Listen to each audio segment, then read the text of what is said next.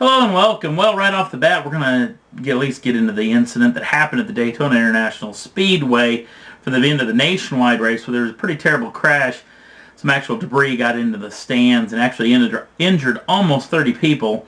But thankfully, thanks to a lot of prayers, thanks from a lot of people, that there was no loss of life. And actually, as the taping of this show, the people that were in critical condition, there was at least a pair of people that were in critical condition, now have been moved up to stable. So we're all thankful for that.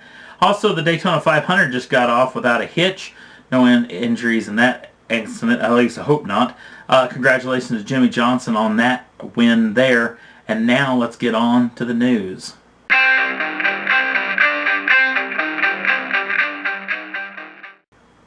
First up on the list, this is the brand new Hyundai Sonata Hybrid. The new hybrid version has got a little upgrade with an upgraded battery that's going to help it in the fuel economy wars. Now, this car was losing out to a lot of its hybrid brethrens, and it was even losing out to its competitors from inside. A lot of the standard version of the Sonata were getting better fuel economy than this car was. Well, it gets a little jump thanks to those batteries of upwards of 2 miles per gallon for the standard version, up to 38 mpg for the standard version. Now it gets up to 37 mpg for the limited edition. And you're also going to get a little bit of a price break, almost $200 down on the price, just a touch over $26,000 for the standard version and $31,000 for the limited edition. So pretty interesting news out of the Hyundai group. Next up, we got a couple of news from Volkswagen. A pair of cars are going to be showing up in Geneva. This is the brand new GTD Golf. GTD, the D stands for diesel. And pretty impressive numbers coming out of this little car. 2-liter 4-cylinder turbocharged diesel engine is going to be making 184 brake horsepower and 280 pounds-feet of torque. Pretty doggone impressive. Going to do 0 to 60 in 7.5 seconds, and you can get this car in either a 6-speed manual or a 6-speed automatic. No pricing numbers have come out as of yet, but we'll get some when this thing makes its official debut in Geneva coming up in a couple of weeks. Another vehicle that I kind of just thought was just a technical exercise from Volkswagen, but apparently this thing's going to have a production version that's going to show up at the Geneva Motor Show in a couple of weeks.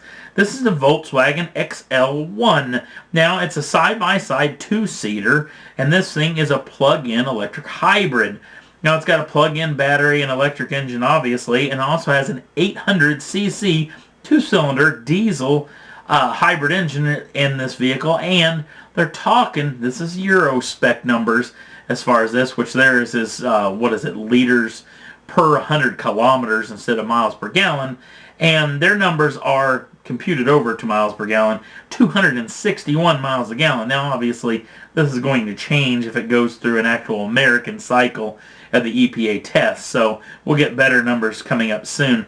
The vehicle has got a lot of exotic materials throughout. It's only going to weigh 1,750 pounds, and the coefficient of drag is amazing, 0.19 coefficient of drag. So it's going to slip through the air like a streamlined butterfly. You can get that movie reference. Now, they're only going to make 1,000 of these vehicles per year, so the price tag is going to be pretty hefty, I would imagine. No real news on if this thing's coming to the United States or not, but this thing will be making its production debut in the Geneva Motor Show, so we'll get to see some things then. The Lamborghini Urus, we haven't heard too much about this, other than it's on again, off again, on again, off again, over and over again, as it was talked that this car was going to be built, and that it's not going to be built. It's just been insane. So, now we heard this vehicle in the beginning was going to get the V10 engine out of the Lamborghini Gallardo, which was going to make this thing a super performer as it is. But apparently now we're hearing rumors floating around that quite possibly this thing could be making another concept debut at Geneva, and it will be having a hybrid drivetrain. This could be a hybrid drivetrain that could be in test mode for what the new supercars will get in the future. But we'll keep you abreast of this deal, as it is just in the rumor stages. We'll see maybe coming up in Geneva. Next up, the SRT Viper's in the news. Ralph Gilles let out that this thing may have an ACR version coming up in 2014. Now, if you don't know what the ACR version is, it's basically a stripped-down version, a little bit higher horsepower. They take a lot of the essentials out, air conditioning, radio, things like that, and obviously charge you an upper price tag for taking all those goodies away. But it will lose quite a bit of weight and be somewhat of a track star when it comes down to it. Upgraded suspension, upgraded brakes, whether it needs that or not, we'll see. But ACR version coming up in 2014. Now, Ralph has already said that this vehicle will not get a convertible version in the foreseeable future, or at least that they had no timetable. There's a lot of talk that they may get a fighter for the Stingray convertible that will be coming up later this year, but Gilles has already said that that is not even in the timetable version. So we may see an ACR coming up in 2014. We'll have to wait if you want your open-top fun. Maybe quite possibly a little longer. Next up on the list, this is a little German coach company called Wiesmann. I don't think they've built an automobile, I think since 2009, 2010 maybe or something. But they're going to have a brand new car. It's going to be the GT MF4 CS will be making its official debut at the Geneva Motor Show. Now, a lot of this vehicle has the V8 engine out of the present-day M3, which means it's a pretty big screamer. Plus, it doesn't weigh a whole lot.